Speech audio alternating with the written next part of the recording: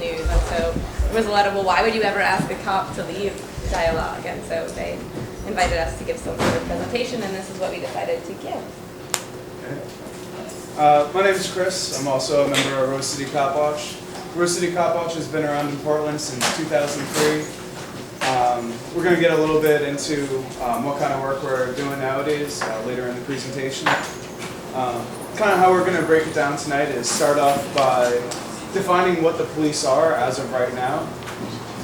From there, Eli's going to get into some of the history of the evolution of the police force. I'm going to spend a little bit of time after that talking about what we'd like to see differently today. Maybe some other examples of groups that have done work to work around safety in their community without having to rely on the police. Eli's going to close out by talking a little bit more specifically about what we're doing right now in Rose City Copwatch, and then we're going to have a question and answer session.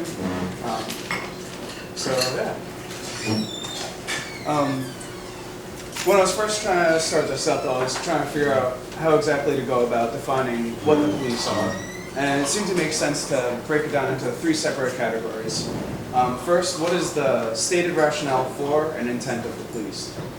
Why are we told that the police are here, and why do they tell us that we need them? Second, look at what the actual concrete functions of what the police do are. So what do they do on a day-to-day basis that we see them in our community? And third, what are the implications for what they actually do, both to our communities on the local level and to society as a larger construct? So starting with what the rationale is for and the intent of the police. This starts off with, they tell us that their primary functions are around the issues of law and order, and not the TV show Law and Order. The police are justified as a necessary function to protect the state, but they're justified by the state and by the ruling classes. Public safety is pretty much, if not the number one, but one of the leading issues that they try and promote for why we supposedly need the police. And their argument is that if we didn't have the police, people would be robbing, killing, raping, stealing, and just ripping off society as a whole. So their justification is that they need to be here to protect us from ourselves. When we talk about the history of the police force and where the police is coming from, we'll see a little bit about where that fear originally comes from. So that's the protect part of their motto, protect and serve. The service part, which is something that, at least for my own personal experience, and I think for a lot of people here, is something that we never actually really see. They tell us that, like, yeah, we're here to serve you. And, you know, the ideas of, like, cops climbing up a tree to save someone's cat or a baby that got in the tree. De-escalation of, like, minor altercations. The traffic lights are out, so they come and conduct traffic for us to make sure people aren't running over cats that got out of trees and babies. And all these things, and the police athletic league, when they go out and do some minor community service, like start up a kickball league for little kids. And all of these things put on that friendly face of the police, trying to show that they're actual members of our community and that we rely on them as much as they rely on us for some kind of human interaction. But even in the best of times, this plays a pretty insignificant part of what the police are actually doing. And the last reason that they generally tell us that the police need to be here is to maintain social order. Social and political upheaval is, according to the ruling classes and to any government force, any kind of social upheaval is bad for us, they tell us. If there's social upheaval, I can't go to Starbucks because there's going to be a giant protest, or I can't protect my personal property because, again, anarchy is going to spread across the streets and all mayhem's going to break through.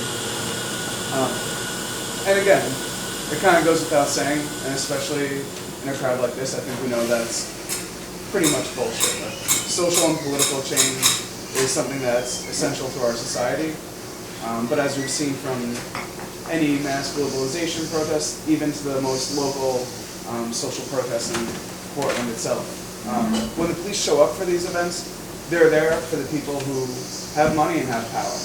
And that's never us. And that's never the masses of people. So that's why they say they're here. Let's spend a little bit of time at looking at what they actually do and how they do it. And the how they do it is kind of, in my mind, more important than what they're actually doing. One of the lines that we use a lot with the City Copwatch is that first and foremost, the police serve to enforce race, class, and gender lines. And they do this in a number of ways, essentially serving as the shock troops of society, of the state. And now, for a long time, the cops are seen as nothing more than a tool or an arm of the state that is there to enforce what policies have already been decided. But we're going to touch a little later on how the police force has become more than just an enforcer and actually an agent for creating what the social agenda is, and an agent to create policy. So what do the police actually do? They arrest people, they injure people, a little less frequently, but all too frequently, as we can see from the last year in Portland, they kill people. They actively patrol our neighborhoods, and they respond to calls as well when they're called in by someone. So after the police arrest someone, the next step is generally sticking that person in a cage for an indefinite period of time, anywhere from a week to 25 years to life. And at that point, that person is essentially cut out of society, left in the cage to rot, and then have an incredibly hard time ever reintegrating into society.